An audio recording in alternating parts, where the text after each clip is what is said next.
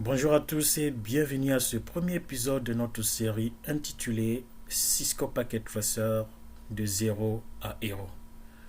Donc si vous voulez apprendre les réseaux et configurer les routeurs, les switches, les pare-feux en vue d'une certification CCNA ou en vue d'une sorte de développement personnel, vous êtes alors au bon endroit. Donc aujourd'hui, Packet Tracer est vu comme l'outil de simulation officiel de Cisco. Il permet de créer les réseaux complexes virtuels et vous permet de simuler ces réseaux, le comportement de ces réseaux avant leur déploiement dans le monde réel. Donc nous allons voir comment installer proprement Packet Tracer et nous allons donc découvrir son interface et surtout apprendre quel câble utiliser dans quelle situation. Donc, sans plus tarder, nous allons démarrer par le premier point qui concerne le téléchargement et l'installation de Packet Tracer. Donc, du coup, moi, je l'avais déjà installé, comme vous voyez l'interface, mais je vais vous montrer comment le télécharger sur le site officiel de Cisco. Donc, ici, vous avez un lien de téléchargement direct de Packet Tracer sur le site officiel de Cisco. Mais je vous préviens, vous ne pouvez pas télécharger Packet Tracer sur le site officiel de Cisco si vous n'avez pas un compte Cisco. Le compte, il est gratuit et vous pouvez donc le créer en cliquant sur connexion. Quand vous cliquez sur connexion, vous pouvez vous connecter directement avec votre compte Google ou encore vous pouvez vous inscrire ici. Donc après inscription, vous pouvez alors télécharger une version officielle de Packet Tracer sur le site de Cisco.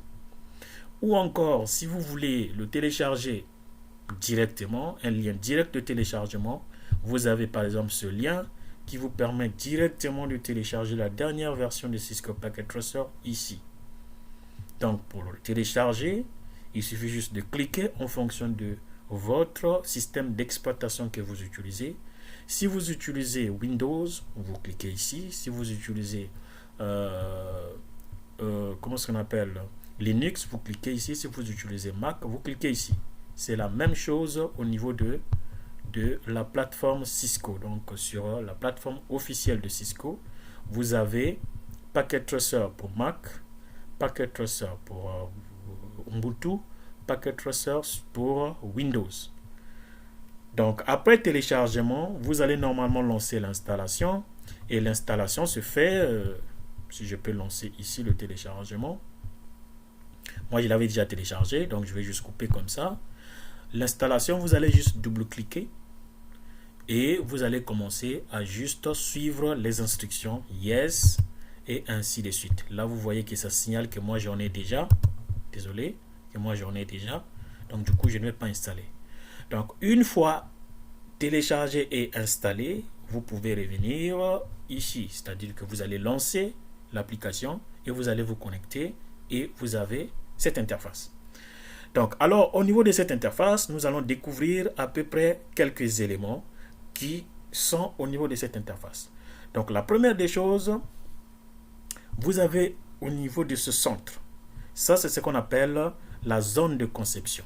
Donc on appelle aussi l'espace logique. Donc c'est ici que nous allons dessiner notre réseau. Après vous avez ici en bas, ici à gauche, vous avez le catalogue. C'est-à-dire au niveau de ce catalogue, vous avez des équipements inter-réseau, donc notamment les routeurs, les switches, les hubs, les équipements sans fil, les pare-feux et les équipements ou encore les éléments, les émulations des liaisons WAN.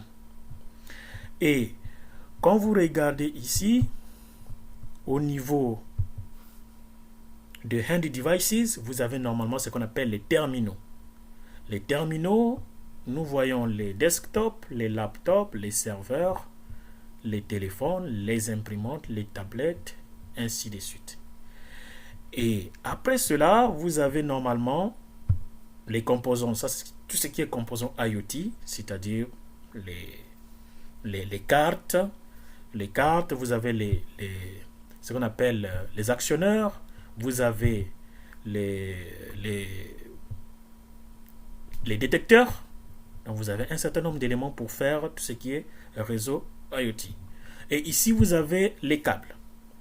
Au niveau des câbles, vous avez un outil de câblage automatique, c'est-à-dire qu'au niveau de cet outil, cet outil détermine le type de câble qui sera utilisé pour interconnecter deux entités. Donc, que vous sachiez quel câble utiliser ou pas, en cliquant sur cet outil, vous aurez la possibilité, vous aurez cette possibilité de mettre un câble de façon automatique en fonction des équipements qui seront mis en relation. Après, vous avez ici, vous avez ce qu'on appelle le mode Real Time, le bouton Real Time et le bouton Simulation. Donc, ce bouton Simulation est très crucial parce qu'il permet de ralentir le temps pour voir les paquets circuler un par un au niveau de votre réseau. Donc, nous allons alors revenir sur les câbles parce que nous avons un certain nombre de câbles ici que je n'ai pas expliqué. Ici, nous allons commencer par le câble console, donc le câble bleu. Donc, c'est le premier câble que vous toucherez dans votre carrière si jamais il vous arrivait à configurer un équipement, un nouvel équipement. Donc ici, le câble ne transporte pas le trafic Internet, c'est-à-dire que tout ce qui est protocole TCP/IP n'est pas supporté au niveau du câble console. Donc, il sert donc à relier un PC avec un port série. Et le port série qui est le plus utilisé aujourd'hui sur les équipements, c'est le port RS232. Donc, ce câble également peut être utilisé pour configurer un routeur et un switch. Et d'ailleurs, c'est ce câble que nous allons utiliser pour faire la configuration de tous les équipements. Nous allons nous mettre en mode... nous allons simuler le mode réel du comportement de ce câble et aussi des équipements. C'est-à-dire que nous n'allons pas cliquer directement sur un routeur, mais nous allons accéder au routeur et au switch en utilisant le câble console. Après, vous avez le câble droit. Ici, normalement, le câble droit, c'est un câble standard qui utilise un port, un connecteur plutôt, RJ45. Et le but, c'est normalement de relier un PC avec un équipement différent. Donc ici, par exemple, je peux faire ceci. Je prends le PC, je mets là. Je prends un switch, par exemple. Je mets ici. Étant donné que les deux éléments sont de nature différente, donc le câble qui sera utilisé ici, ce sera un câble droit. Donc je clique ici, je fais comme ceci, et je clique ici, je mets sur un port. Pour le câble console, je devais faire ceci, câble console, je clique ici, je vais sur le port RS232, et au niveau de l'équipement, je le connecte sur le port console. Donc c'est ça. Après, vous avez le câble croisé. En fait, le câble croisé, c'est un câble qui est utilisé pour interconnecter les équipements de même nature. C'est-à-dire, en réalité, si j'ai le switch 1 et un autre switch 2 ici, que je peux peut-être placer. Attendez. Voilà. Ici, en réalité, si je prenais par exemple l'outil de câblage automatique, je fais ça. Vous verrez que ça nous donnera directement un câble croisé. Ou encore, je peux carrément le sélectionner ici, un câble croisé. Pourquoi? Parce que ce sont des équipements de même nature. Le câble droit est utilisé pour les équipements de nature différente. Mais, il est très important de noter quelque chose. Donc, avec les équipements modernes, il existe une sorte d'inversion automatique des câbles. C'est-à-dire que l'on peut utiliser le câble droit à la place du câble croisé ou les câbles croisés à la place du câble droit. Et l'élément qui nous permet de le faire, c'est ce qu'on appelle le protocole AutoMDX. C'est la fonctionnalité AutoMDX. AutoMDX nous permet normalement, je vais écrire ça ici, Auto, comme ça, MDX. C'est ça qui nous permet d'utiliser n'importe quel type de câble pour interconnecter n'importe quel type d'équipement. Donc, cette fonctionnalité permet de détecter quel est le meilleur câble qui sera utilisé entre deux équipements. Et si c'est un câble droit qui était censé être à la place du câble croisé, Cette fonctionnalité va permettre de faire une auto-configuration de ce câble. Après, vous avez le câble, ici vous avez la fibre optique. Au niveau de la fibre optique, vous avez la fibre monomode. Et la fibre monomode, c'est une fibre qui est utilisée pour des liaisons inter-réseaux, c'est-à-dire pour interconnecter les réseaux LAN, les réseaux distants, les réseaux étendus, mais qui sont séparés plus ou moins 50 km à peu près. C'est-à-dire que ce sont des câbles qui sont utilisés pour les communications longue distance. Le but, c'est d'utiliser un même câble sans nécessité d'amplifier le signal avant d'atteindre la destination. En fait, c'est un câble qui vous permet vraiment d'aller à plusieurs kilomètres sans atténuation du signal. Et ici, vous avez le câble multimode, qui est un câble qui peut être utilisé, qui est aussi un câble avec une très large bande passante, mais qui peut être utilisé pour les communications, très souvent ne dépassant pas 500 mètres. Après, vous avez le câble téléphone, que vous allez de moins en moins utiliser. Vous avez le câble coaxial que vous allez de moins en moins utiliser aussi, à moins que vous puissiez simuler un réseau avec les équipements comme les postes téléviseurs pour les intégrer au niveau de votre réseau informatique. Après, vous avez les câbles série. Ici, il faut noter qu'il y en a deux. Et ces câbles sont utilisés pour les liaisons WAN, les liaisons longue distance ou des liaisons entre deux routeurs. Donc, on distingue d'un côté le câble avec l'horloge, donc qui définit la vitesse de synchronisation. Et de l'autre côté, vous avez un câble qu'on appelle le câble DT. Donc, c'est le standard, vraiment ici pour simuler la liaison WAN, une connexion de l'opérateur. Ça, c'est vraiment le standard pour simuler une connexion de l'opérateur. Et ici, vous avez le câble octal. Bon, ça, j'avoue que je ne connais pas exactement à quoi ça sert, mais vous allez l'utiliser de moins en moins aussi. Ici, vous avez le câble IoT. Ce sont les câbles qui seront certainement utilisés. C'est un type de câble qui sera utilisé pour interconnecter les équipements que nous avons vus tout à l'heure. Donc, les actionneurs, les détecteurs. Ces câbles servira à connecter ce genre d'équipement. Après, vous avez le câble USB. Bon, le câble USB, vous connaissez à peu près à quoi ça sert. Donc, très souvent, vous allez l'utiliser soit sur les ordinateurs, en interconnectant avec les téléphones ou les autres équipements. Donc, ici, on va maintenant regarder tout ce qui est ici, là, en haut, ce qu'on appelle le ruban. Donc, ici, au niveau de ce ruban, vous avez la possibilité, vous avez d'abord la partie logique, donc l'espace qu'on appelle la zone logique. Ici, normalement, vous aurez ça. Et vous avez la partie physical qui vous montre normalement à peu près la disposition physique de vos équipements. Hein? Vous avez une sorte de map, une sorte de carte, là où ça va vous montrer à peu près là où vous êtes. Mais vous allez plus travailler en mode logical, là où vous avez les équipements et là où vous allez faire des configurations. Ici, vous avez des éléments comme ça, cet élément. Là où vous avez la possibilité de supprimer un équipement, vous cliquez là, vous pouvez supprimer un équipement. Oui. Vous pouvez supprimer cet équipement. Oui. Vous avez un élément ici qui vous permet de mettre des notes. C'est-à-dire que vous cliquez ici, vous pouvez placer une note au niveau de votre espace de travail. Note, par exemple, sur l'espace de travail. Vous avez ici, alors tous ces éléments sont dans un même outil. Donc, je peux cliquer ici. Voilà, vous avez ces éléments ici. Donc là, ce sont palette dialog. Vous avez normalement la possibilité de dessiner des régions. Hein. Par exemple, lorsque vous avez 2-3 réseaux, vous pouvez avoir besoin de placer quelque chose qui va vous permettre de distinguer le réseau A du réseau B. Donc ici, par exemple, si je prends l'objet rectangle, je vais sur fil, je peux prendre une couleur qui m'intéresse, par exemple le jaune, je fais comme ceci, et je peux dire, voilà, ça c'est le LAN 1.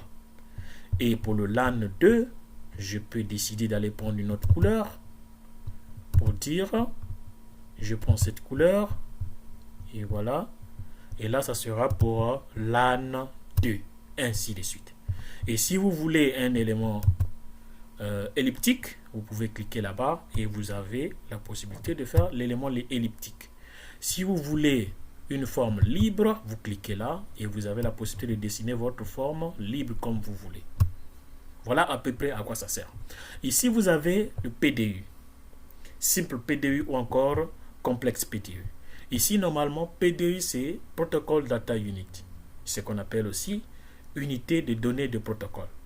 Donc ici, le but de cet élément, c'est de vous permettre de placer par exemple un paquet d'un équipement à un autre et voir comment est-ce que le paquet va voyager au sein du réseau.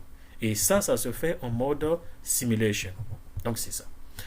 Et là, vous avez encore un autre élément ici. Disons, quand je regarde les onglets en haut ici, vous avez l'onglet File qui vous permet de créer un nouveau projet, d'ouvrir un ancien projet, d'ouvrir les exemples, d'ouvrir les projets récents ou d'enregistrer le projet, de l'imprimer ou de sortir. Et là, vous avez sur l'option, l'onglet Edit plutôt, vous avez la possibilité de copier, donc CTRL-C, la possibilité de coller, CTRL-V, la possibilité de refaire ou parfaire, c'est-à-dire que vous pouvez annuler ou encore revenir sur ce que vous avez déjà eu à faire. Et ici, là, c'est très important. Ici, normalement, sur Options, vous avez la possibilité de configurer un certain nombre d'éléments. Donc, j'ouvre. Ici, c'est surtout cette partie-là. Vous pouvez dire, bon, toujours afficher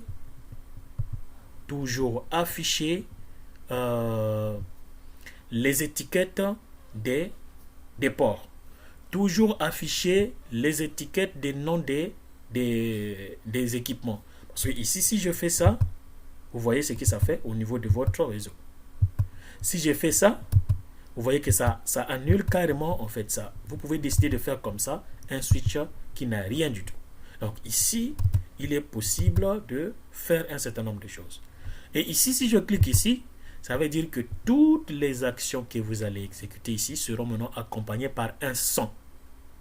Un son, donc lorsque vous voulez placer l'équipement, par exemple, attendez, si vous voulez placer un équipement, je ferme ici, je ferme là aussi. Si vous prenez par exemple comme ceci, bon là je n'ai pas enregistré, je n'ai pas sauvegardé plutôt les modifications parce que vous voyez que vous avez encore ça. Donc c'était sur l'option. Vous entendez? Ça fait maintenant un son. Donc ici, j'arrive et j'enlève carrément ce son là pour éviter. Et vous pouvez configurer pas mal de choses ici. Mais la partie qui est très intéressante, c'est font. Au niveau des fonts, je peux décider quelle est la taille qu'il faut donner à ma command line interface, c'est-à-dire l'interface en ligne de commande. Je peux décider comment est-ce que ça sera. Je peux décider de la couleur que je vais donner ça. Est-ce que ça sera sur du blanc? Est-ce que ça sera du vert? C'est à moi de voir. L'interface générale, je peux aussi décider de changer la taille ici. Je peux dire, bon, je mets l'interface peut-être à 13 et là, je mets ici à 16 par exemple et j'applique. Si j'applique, automatiquement, vous voyez que ça prend directement effet au niveau de votre interface. Donc, après ça, vous avez un autre élément ici. Ici, cet élément, c'est très important. C'est un élément qui vous permet d'enregistrer vos activités et par exemple de mettre un barème sur un certain nombre d'activités que vous avez déjà eu à réaliser afin que lorsque quelqu'un voudra réaliser la même chose que vous avez fait, qu'il puisse gagner un certain nombre de points. C'est ici que la majorité des activités que vous faites pendant votre formation CCNA ont été créées. Vous avez des activités qui sont auto-notées lors de dans la plupart des activités de votre formation CCNA. Ces activités ont été créées ici avec Activity Wizard. Donc ici c'est pour zoomer, ici c'est pour refaire le zoom, donc réinitialiser plutôt. Ici c'est pour faire un zoom out, c'est-à-dire réduire la taille de la chose qui est devant vous. Donc ici, en ce qui concerne l'interface, je pense que ça a été bien décrit.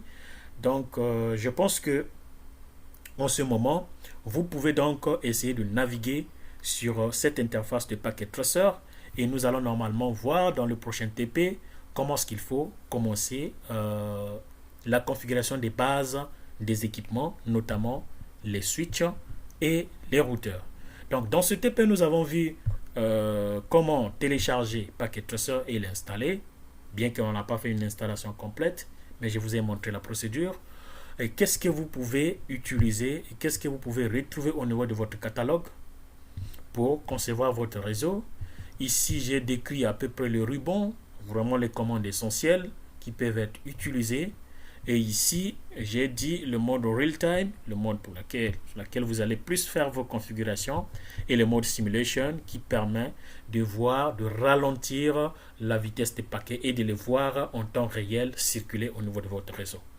Donc, si vous avez aimé ce TP, si vous avez aimé cette partie, c'est le premier épisode de notre série Packet Tracer 0 à Hero. Merci de liker et de vous abonner à ma chaîne.